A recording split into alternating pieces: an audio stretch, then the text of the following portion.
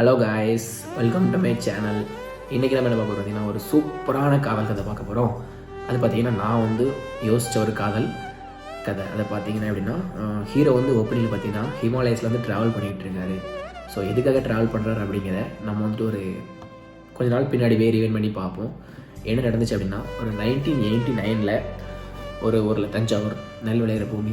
So அந்த ஊரில் பார்த்திங்கன்னா ஒரு சின்ன இளஞ்சோடிகள் அவங்களுக்குள்ள எப்படி காதல் வந்துச்சு அப்படின்னா, அந்த பையன் வந்து கொஞ்சம் வசதியான பையன், அந்த பொண்ணு வந்து அவங்க வீட்டில் தான் வேலையை பார்க்குது. ஸோ அந்த மாதிரி ஒரு டைமில் வந்து 2 பேருக்கும் காதல் வளருது.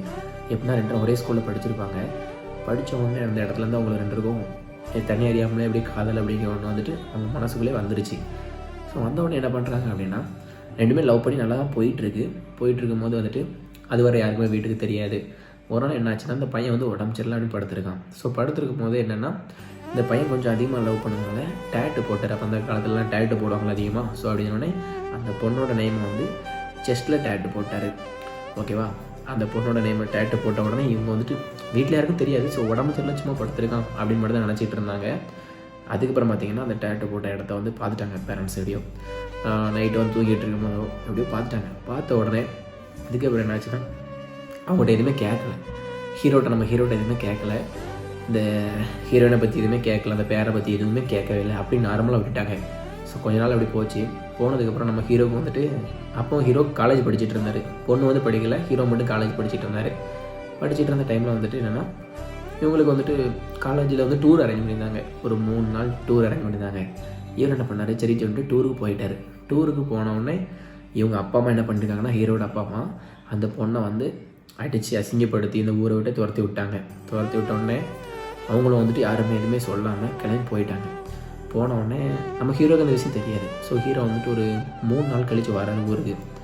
வந்த உடனே அந்த பொண்ணை வந்து தேடினோடனே எங்கேயுமே தேடி பார்த்து கிடைக்கல. ஸோ அப்போ வந்துட்டு என்னாச்சு அப்படின்னு வீட்டில் வந்து கேட்கும்போது, இல்லை அவங்க வந்துட்டு வேறு ஊருக்கு போகிறாங்க அப்படின்னு மட்டும்தான் இவங்க சொல்லிட்டாங்க. சொன்ன உடனே அதுக்கப்புறம் வந்துட்டு அந்த பொண்ணோட அந்த ஃப்ரெண்டு வந்து சொல்லிட்டாங்க எல்லாமே, உங்கள் அப்பா அம்மா எப்படி அசிங்கப்படுத்திட்டாங்க, அந்த பொண்ணை அசிங்கப்படுத்தி அவங்க ஃபேமிலியை ஊரை விட்டு அனுப்பிட்டாங்க அப்படின்னு நம்ம ஹீரோவுக்கு வந்துட்டு ரொம்ப கஷ்டமாக போச்சு. கஷ்டமாக போனோடனே அதுக்கப்புறம் என்ன பண்ணார், அவர் வீட்டில் சண்டை போட்டு அப்போ வந்து பார்த்திங்கன்னா ஒரு பைக் வச்சுருந்தார். பைக் வந்து ராயல் என்ஃபீல்டு பைக் வச்சுருந்தாரு. 1989 பைக் வச்சுருக்காரு. அந்த பைக் எடுத்துகிட்டு அப்படியே அந்த பொண்ணை நம்ம கண்டுபிடிச்சாங்க அப்படின்னு சொல்லிட்டு கிளம்புறாரு. ஸோ அந்த பொண்ணு என்ன பண்ணி, அந்த பொண்ணு வந்துட்டு ஃப்ரெண்டுகிட்ட சொல்லிட்டு போயிருக்கு, நாங்கள் வந்து நார்த் சைடு போகிறோம் அப்படின்னு. ஸோ நார்த் சைடு போகிறோம் அப்படின்னு சொன்னோடனே இவர் என்ன பண்ணிட்டார், நம்ம பைக் எடுத்து கிளம்பினோடனே கொஞ்சம் கொஞ்சமாக அப்படியே ஒவ்வொரு இடமா போகிறாரு.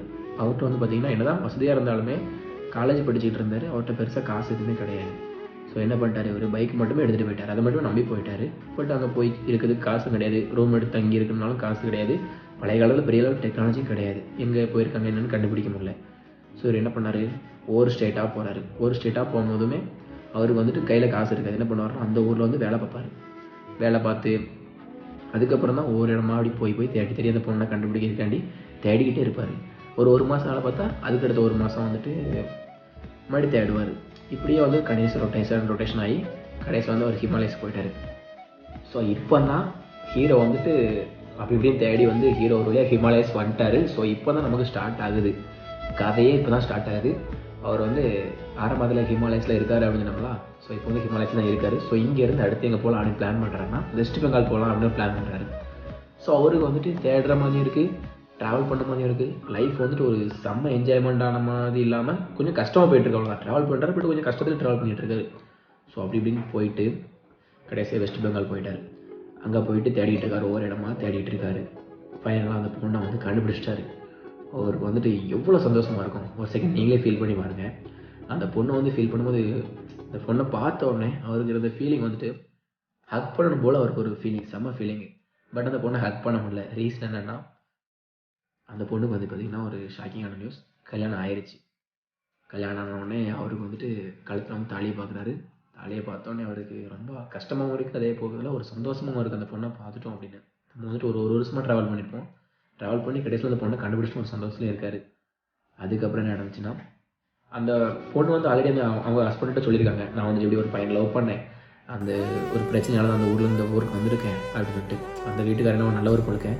ஸோ அவரும் ஓகே அப்படின்னு சொல்லிட்டு பேசுங்க அப்படின்னு சொல்லிட்டு அன்றைக்கி மட்டும் ஓகே பேசிவிட்டு அதுக்கப்புறம் கிளம்பலாம் அப்படின்னு சொல்லிட்டு அன்றைக்கி ஒரு நாள் பேசிவிட்டு அவங்க வீட்டில் சாப்பிட்டுட்டு ஸோ நடந்த கதையெல்லாம் அந்த பொண்ணு சொல்லிச்சு, எப்படி உங்கள் வீட்டில் வந்து என்ன அனுப்புனாங்க, நானும் வேறு வழி இல்லாமல் எங்கள் அம்மா அப்பாவும் இதுக்கப்புறம் நீ வெயிட் பண்ணால் கரெக்டாக இருக்காது அப்படின்னு சொல்லிட்டு எனக்கு கல்யாணம் பண்ணி வச்சிட்டாங்க. இது வந்து ஒரு கட்டாய திருமணம் மாதிரி தான். ஆனால் பரவாயில்ல, இவர் என்ன ஓகே ஓரளவுக்கு பார்த்துக்கிறாரு டீசெண்டாக, எனக்கு அதனால் பிரச்சனை இல்லை, நான் ஹாப்பியாக தான் இருக்கேன் அப்படின்னு சொல்லிட்டு சொல்லுது அந்த பொண்ணு. என்ன அந்த பொண்ணு மனசுல கஷ்டம் இருந்தாலும் ஹாப்பியாக இருக்கேன்னு சொல்லது காரணம் என்னென்னா, நம்மளால் வந்து ஹீரோ வந்து இல்லைன்னா வருத்தப்படுவார் அப்படிங்கிறக்காண்டியே நான் சந்தோஷமாக தான் இருக்கேன், நீயும் சந்தோஷமாக லைஃப் வந்துட்டு இப்படி வேஸ்ட் பண்ணாங்க அப்படின்னோடனே சரி ஓகே அப்படின்னு சொல்லிட்டு அந்த ஹீரோவும் அங்கேருந்து அப்படியே கிளம்புறாரு. அங்கேருந்து கிளம்பி நம்ம ஊருக்கு வரணும் சாதாரண விஷயம் கிடையாது. மறுபடியும் எல்லா ஒர்க்கும் பண்ணி தான் அவருக்கு ஊருக்கு வரணும் மறுபடியும் வந்தாலுமே, ஏன்னா அவர்கிட்ட காசு கிடையாது கையில். அப்போ என்ன பண்ணுறாங்க, இவங்க வந்துட்டு 2 பேரும் லவ் பண்ண காலகட்டத்தில் என்ன பேசியிருக்காங்கன்னா, இந்த பொண்ணு வந்து கஷ்டப்பட்டு பொண்ணு சொன்னாங்களா, ஸோ அந்த பொண்ணு வந்து இனிமேல் யாருமே கஷ்டப்படக்கூடாது, யாராவது கஷ்டப்பட்டால் நம்ம ஃப்யூச்சரில் வந்து நம்ம கல்யாணம் பண்ணதுக்கப்புறம் நம்ம ஹெல்ப் பண்ணணும், அதனால் நல்லா படி அப்படின்னு சொல்லிட்டு அந்த பையன்டே சொல்லியிருக்காங்க.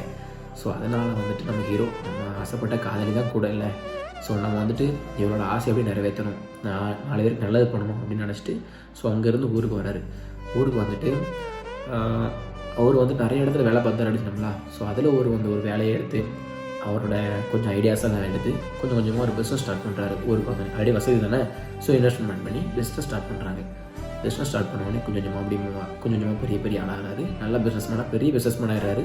நிறைய பேருக்கு நல்லா பண்ணுறாரு, ஆசிரமம் கட்டி அது இதுன்னு எக்கச்சக்கமாக நல்லா பண்ணுறாரு. பட் அவருக்கு ஹாப்பினஸ் இல்லை.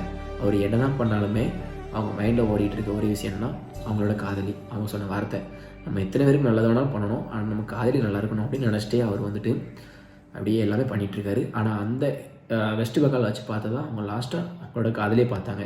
அதுக்கப்புறம் என்ன ஆச்சு, அவங்க காதலியே பார்க்கவே இல்லை.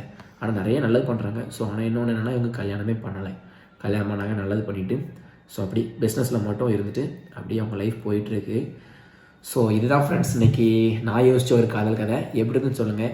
ஸோ முழுக்க நானே யோசிச்சது. ஸோ நல்லா இருந்துச்சுன்னா ஒரு கமெண்ட் பண்ணுங்கள், இல்லைனா ஓகே ஒரு லைக் பண்ணி விட்டு போங்க.